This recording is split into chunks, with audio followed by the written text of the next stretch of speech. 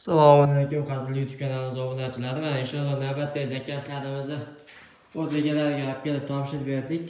High-tech fasondagi eshiklarimiz, romlarimizni ikkita eshik, ikkita rom qilib yasab berdik. Ko'rishingiz mumkin. Karishniy rangidan ko'ra ancha to'qloq bo'lgan rangda bo'lgan. Ko'rsanglar bo'ladi. 2 dona eshik, 2 dona rom.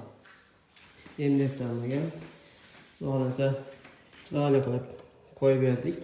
Egadan talab usullariga qarab nomlarini o'rnatib oldik. Bo'lmasa akamiz yaxshi kunlarga ishlasin inshaalloh. Yaxshi kunlarga kutib bersin.